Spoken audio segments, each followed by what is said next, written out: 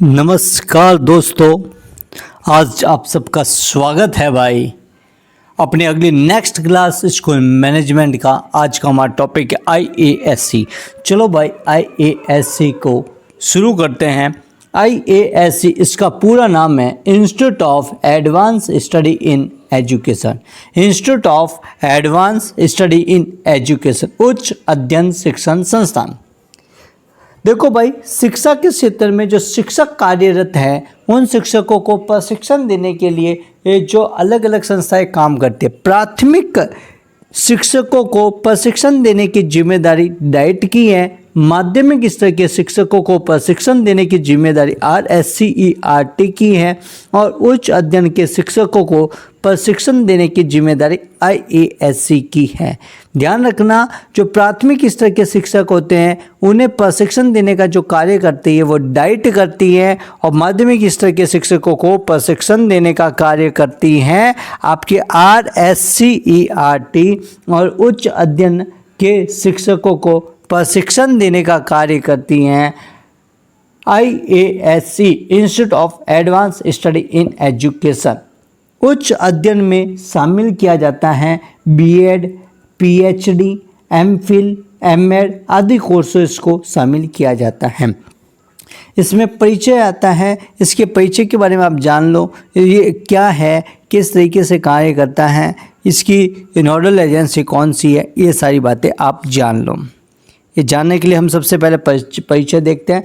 तो पॉइंट डालो परिचय में। फर्स्ट, शिक्षण प्रशिक्षण संस्थानों में IASC का स्थान सर्वोच्च माना जाता है। शिक्षण प्रशिक्षण संस्थानों में IASC का संपूर्ण भारत में सर्वोच्च स्थान माना जाता है।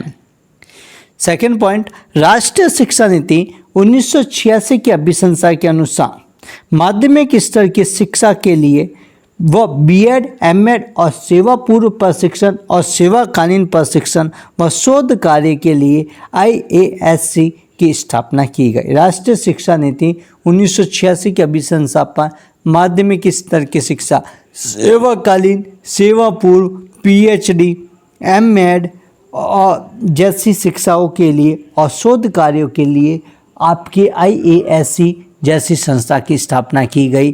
IASC उच्च अध्ययन शिक्षण संस्थान के नाम से जाना जाता है। IASC पर जो नियंत्रण है वो दो तरीके से है। प्रशासनिक नियंत्रण माध्यमिक शिक्षा निदेशालय बीकानेर का है। इसकी माध्यमिक शिक्षा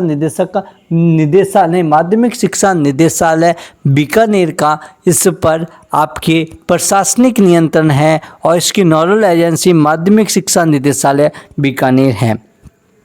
जबकि इस पर अकादमिक नियंत्रण आपके कॉलेज शिक्षा निदेशालय का होता है जो जयपुर है। इस पर अकादमिक नियंत्रण कॉलेज शिक्षा निदेशालय का होता है जो है जयपुर। कॉलेज शिक्षा निदेशालय का इस पर अकादमिक नियंत्रण होता है जो जयपुर में है। IASC के महत्वपूर्ण कार्य, IASC का महत्वपूर्ण कार्य और उद्देश्य कौन कौन से हैं देखते हैं। IASC का जो प्रथम जो महत्वपूर्ण उद्देश्य है वो BEd और MAd के द्वारा माध्यमिक स्तर के प्रशिक्षित शिक्षक तैयार करना। इसका महत्वपूर्ण उद्देश्य है BEd और MAd के कोर्सेज के द्वारा माध्यमिक स्तर के प्रशिक्षित शिक्षकों को तैयार करना। MAd, MPhil व PhD के लिए संस्थान उपलब्ध करवाना। MAd, MPhil और PhD के लिए संसाधन और संस्थान दोनों उपलब्ध करवाने का कार्य इसके द्वारा किया जाता है। संसाधन उपलब्ध करवाने का कार्य भी है और संसाधन उपलब्ध करवाने का कार्य भी है। फिर आ जाता है सूचना तकनीकी का प्रशिक्षण देना, इसका कार्य है। अगला इसका कार्य है अनुदेशन सामग्री का विकास करना और उसके आगे जो नेक्स्ट कार्य होता है CTE, कॉलेज टीचर एजुकेशन में किए जाने वाले कार्यों का संचालन करना। कॉलेज टीचर एजुकेशन में किए जाने वाले कार्यों का संचालन करना। माध्यमिक स्तर पर शोध व शैक्षणिक अनुसंधान संपन्न करवाना, माध्यमिक स्तर पर शोध कार्य व शैक्षणिक अनुसंधान संपन्न करवाने का कार्य IASC का है। चलो दोस्तों आगे देखते हैं। आगे इसका जो एक महत्वपूर्ण कार्य के रूप में अगर हमें देखने को मिलता है कि IASC अच्छे ट्रेनर अर्थात अच्छे दक्ष प्रशिक्षकों को तैयार करता है। तो अच्छे दक्ष प्रशिक्षक तैयार करने का कार्य IASC का है।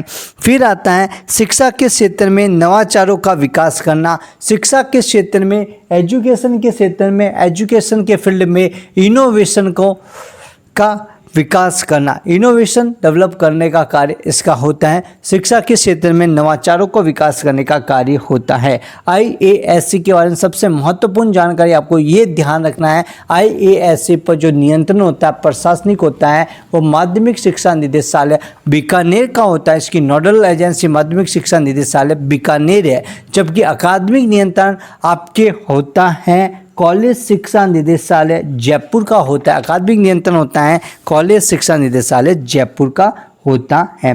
अब IASC के विभाग देखो, IASC के कुल 8 विभाग है। कितने विभाग है? IASC के कुल 8 विभाग है। 8 विभाग है। प्रथम विभाग है प्राथमिक शिक्षा विभाग, प्रथम विभाग का नाम है प्राथमिक शिक्षा विभाग। सेकंड विभाग है शिक्षा तकनीकी विभाग, सेकंड विभाग का नाम है शिक्षा तकनीकी विभाग। थर्ड विभाग है शैक्षिक योजना विभाग। योजना क्या होती है? आधार होती है। तो अगला है विभाग है शैक्षिक आधार विभाग, शैक्षिक योजना विभाग, शैक्षिक आधार विभाग। फिफ्थ नंबर पे आता है प्रबंध व प्रशासन विभाग, administration and management department, management and administration department, MA, management and administration department, प्रबंध व प्रशासनिक विभाग। फिर आता है विशिष्ट शिक्षा विभाग। फिर अगला आता है शोध विभाग, और उसके आगे जो 8वें नंबर का जो लास्ट विभाग है सेवारत शिक्षा व प्रसार विभाग, सेवारत शिक्षा व प्रसार विभाग। अब आ जाता है IASC। राजस्थान में वर्तमान में 2 IASC संस्था कार्यरत हैं। राजस्थान में वर्तमान में 2 IASC संस्था कार्यरत हैं। 2 कौन कौन सी हैं? सबसे पहले नंबर पर आ जाती है, फर्स्ट नंबर पे राजकीय उच्च अध्ययन शिक्षण संस्थान बीकानेर, राजकीय उच्च अध्ययन शिक्षण संस्थान बीकानेर। राजकीय उच्च अध्ययन शिक्षण संस्थान बीकानेर का गठन 1940 में हुआ। इससे IASC का दर्जा सितंबर 1988 को मिला। इसे B.Ed कराने की मान्यता 1956 में प्राप्त होती है और M.Ed कराने की मान्यता 1970 में प्राप्त होती है। 1988 में राष्ट्रीय शिक्षा नीति 1986 की तर्ज पर इसे IASC का दर्जा मिला। इसका राजस्थान में प्रथम स्थान है, इसका राजस्थान में प्रथम स्थान है। IASC अजमेर का राजस्थान में प्रथम स्थान है। यह संस्थान प्रशिक्षण देती है वरिष्ठ अध्यापक और व्याख्याता में अंतर है। व्याख्याता फर्स्ट ग्रेड टीचर होता है और वरिष्ठ अध्यापक सेकंड ग्रेड टीचर होता है। तो वरिष्ठ अध्यापक स्तर पर बीकानेर जिले के सभी वरिष्ठ अध्यापकों को ट्रेनिंग देने का कार्य IASC बीकानेर के द्वारा किया जाता है। अब सेकंड नंबर पे देखो व्याख्याता, प्रधानाचार्य, प्रधानाध्यापक स्तर पर जो ट्रेनिंग देने का काम होता है ये 16 जिले के व्याख्याताओं, प्रधानाध्यापकों, प्रशिक्षकों को प्रधानाचार्य को प्रशिक्षण देता है। ये कौन है? राजस्थान के 16 जिले कौन कौन से हैं? बीकानेर, गंगानगर, हनुमानगढ़, बीकानेर, गंगानगर, हनुमानगढ़, चूरू, झुंझुनू, सीकर, चूरू, झुंझुनू, सीकर, जयपुर, जोधपुर, जैसलमेर, बाड़मेर, सिरोही, जयपुर, जोधपुर, जैसलमेर, बाड़मेर, सिरोही, पाली, जालोर, नागौर, दौसा, अलवर, पाली, जालोर, दौसा, अलवर। इन सभी जिलों के व्याख्याताओं, प्रधानाचार्यों और प्रधानाध्यापकों को प्रशिक्षण देने का कार्य IASC बीकानेर के द्वारा किया जाता है। IASC बीकानेर के द्वारा किया जाता है। अगला संस्थान है राजकीय उच्च अध्ययन शिक्षण संस्थान अजमेर। इसका गठन 1941 में हुआ।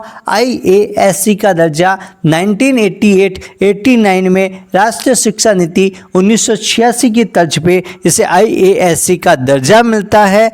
यह ट्रेनिंग देता है वरिष्ठ अध्यापकों को, वरिष्ठ अध्यापक सेकेंड ग्रेड अध्यापकों को ट्रेनिंग देता है। कौन से जिले के? बीकानेर जिले के वरिष्ठ अध्यापकों को छोड़कर राजस्थान राज्य के शेष जिलों के सभी वरिष्ठ अध्यापकों को ट्रेनिंग देने का कार्य IASC अजमेर के द्वारा किया जाता है। राजकीय उच्च अध्ययन शिक्षण संस्थान अजमेर के द्वारा किया जाता है।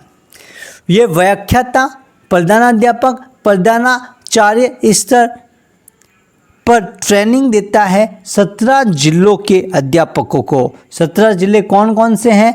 अजमेर, टोंक, धौलपुर, करौली, कोटा। अजमेर, टोंक, धौलपुर, करौली, कोटा। बूंदी, बारा, झालावाड़, बूंदी, बारा, झालावाड़। फिर आता है सवाई माधोपुर, भरतपुर, उदयपुर, प्रतापगढ़, बांसवाड़ा। सवाई माधोपुर, भरतपुर, उदयपुर, प्रतापगढ़, बांसवाड़ा। डूंगरपुर, चित्तौड़गढ़, राजसमंद, भीलवाड़ा। डूंगरपुर, चित्तौड़गढ़, राजसमंद, भीलवाड़ा। ये इन 17 जिलों के फर्स्ट ग्रेड अध्यापकों को, प्रधानाचार्य प्रधानाध्यापकों को ट्रेनिंग देता है। तो आप देखना, एक है बीकानेर, एक है IASC अजमेर। बीकानेर वाला 16 जिलों के फर्स्ट ग्रेड टीचर को ट्रेनिंग देता है, ये 17 जिलों के फर्स्ट ग्रेड टीचर को ट्रेनिंग देता है। बीकानेर वाला सिर्फ और सिर्फ बीकानेर वालों को सेकेंड ग्रेड के अध्यापकों को ट्रेनिंग देता है। ये बीकानेर को छोड़कर से सभी सेकेंड ग्रेड अध्यापकों को ट्रेनिंग देने का कार्य करता है। नोट: निजी उच्च अध्ययन शिक्षण संस्थान राजस्थान में 2 है। निजी स्तर पर कार्य करने वाले उच्च अध्ययन शिक्षण संस्थान राजस्थान में 2 है। फर्स्ट नंबर पे है विद्या भवन उच्च अध्ययन शिक्षण संस्थान उदयपुर, गांधी विद्या मंदिर उच्च अध्ययन शिक्षण संस्थान सरदार शहर चूरू।